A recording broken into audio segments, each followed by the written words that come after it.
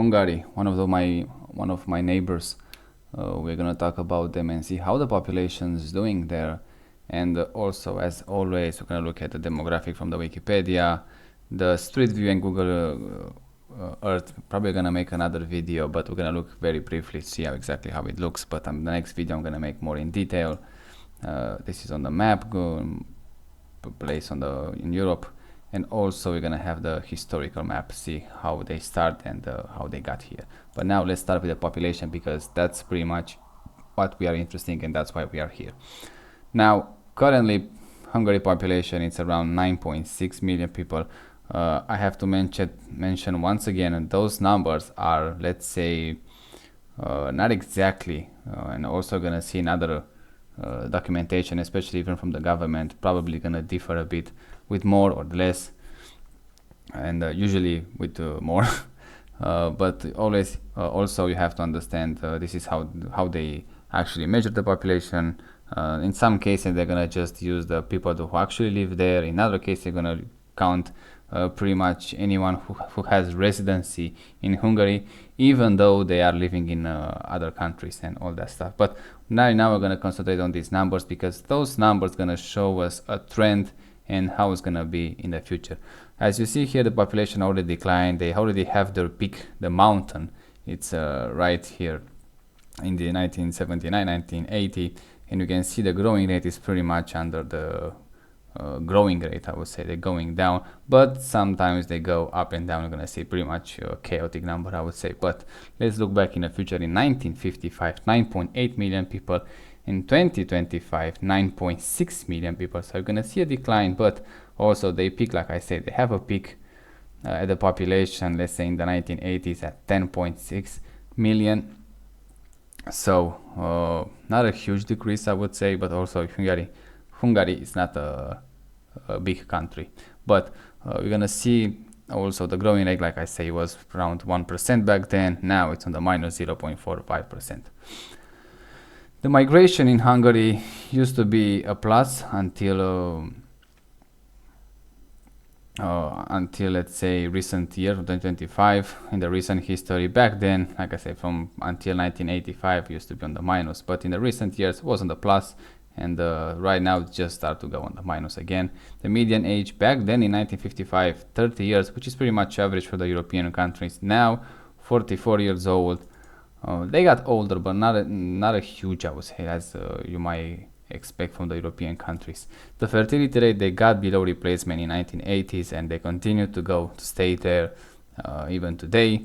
The urban population back then 55%, now it's 72%. So clearly you can see a lot of people moving from the countryside to the cities. And now we're gonna look in the forecast in the future. Let's see how it's gonna be in 2050. So you're gonna see a decrease in population also at 8.7. Now, I always believe those data are, let's say, very optimistic, and probably the real number is gonna be closer to 6 million. So it's gonna be 6.8, 6.7 million by 2050, around that. Who knows, maybe even lower.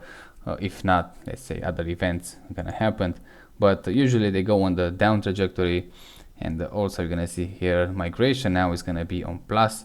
So you can see here it was on minus pretty much all the time, and now not all the time, 2050 was on minus for some reason, but then it's gonna go on the plus, which again I have no idea exactly where those migrants gonna come, but I have a feeling that's gonna be from the Western European countries, those migrants that the Western countries wanted to expel in other countries, other European countries. I have a feeling, but we're gonna see how exactly that is gonna play in the future. The median age is gonna go a bit up, but not that huge. 45 was gonna be the median age, so not a huge increase, I would say. And the fertility rate probably by 2050 is gonna be below 1. So those numbers are pretty much, let's say, very, very optimistic in my opinion. And the urban population is not gonna go up that much, but again, you're gonna see here Hungary is not a huge country, so 78% in urban area, I would say, is pretty decent number. Life expectancy in Hungary now, life expectancy I would say is pretty good, 77.3 for both sexes, 80 for females, 74 for males. There is a quite gap between female and males, but probably in the future that gap is going to get closer and closer. Infant mortality rate 2.8, which is very good. Death under age of 5, it's good to 3.5, but it could be better. Like I say, anything under 3, it's great. Now, let's look from the Wikipedia information. You're gonna see here. Look at this pyramid. This is a pyramid, as I call it, and I see this trend pretty much in almost all the countries. I would say, at least the one that I checked so far. At the birth, there are much more many males. Especially, they go down. They start to going down.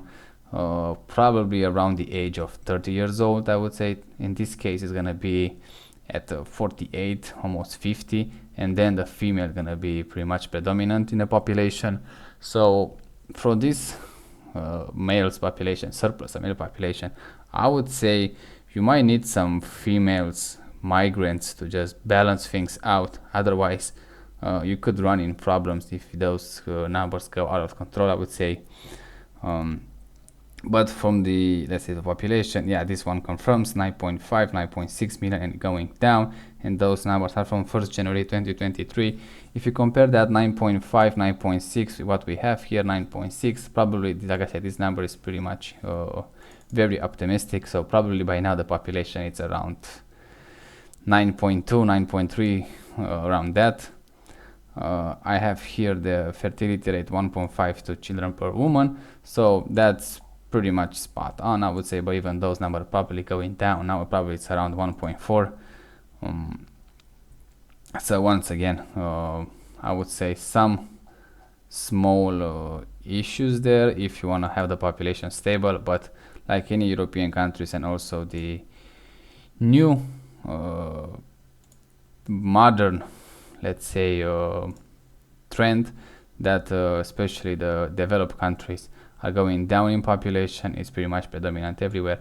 Now, very quickly, I'm gonna look at the Google Maps. Like I say, I'm gonna make in an hour a next video about that. Yeah, doesn't look, this is a country road, but doesn't look that well. And let's find a small city just to compare it from curiosity. A small town, not a small city. Yeah, this one is pretty, like I say, pretty average European. Keep in mind, Hungary is not the most developed country in Europe, obviously. It's pretty much at the border, I would place it, between developed countries and the underdeveloped one, especially if, like I say, from European standards.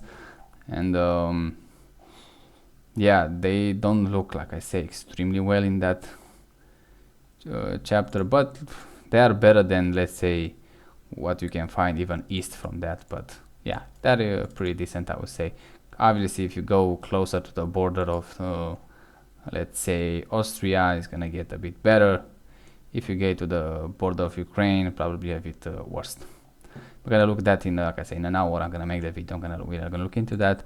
At the neighbors, you're gonna see here they have Romania, they have Serbia, Austria, Czechia, Ukraine. Also, they have Slovakia.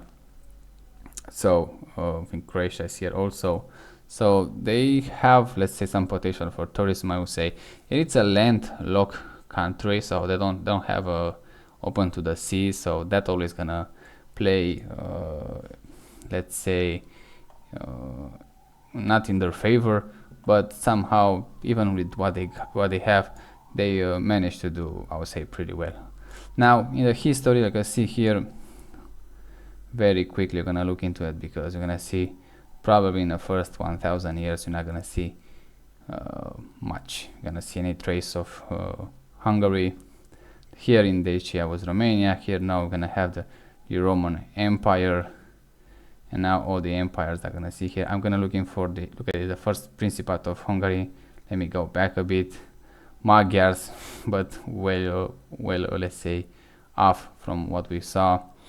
They start pretty much in the Ukraine, Romania, Moldova area, but then they move in their, let's say, the place that they are today, and from there you're gonna see they are pretty much, I would say, pretty early in the European history.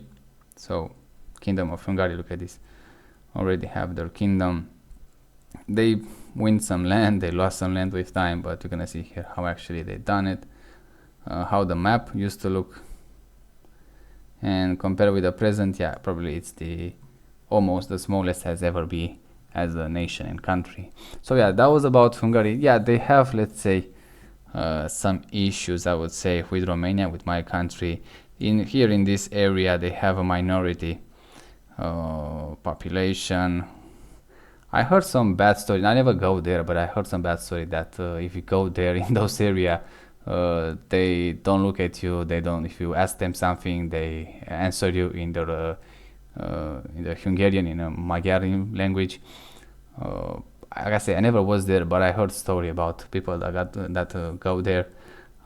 There are definitely some issues, I would say, but not huge as everybody says. And you can see also on TV, you're gonna heard about also on YouTube how Hungary Prime Minister or whatever it is from there are gonna make some claims about the land and all that stuff. It's probably the same story, I would say, with Greece and Turkey. They always keep some pressure in case something happen in the future, having that pressure on them, and if things play in their favor, they can actually claim the land. I would say that's probably the reason why they do it. It's all that tactic. Pretty much everybody who can does it, so it's not something to worry about. Like I say, um, yeah, personally, I have no issue with them, but there are, let's say, some small issue from now and then, but nothing major, nothing seriously, obviously. So yeah, next we're gonna look at Google Street at Hungary in more detail. Let's see how actually those people live there, and see you in the next video.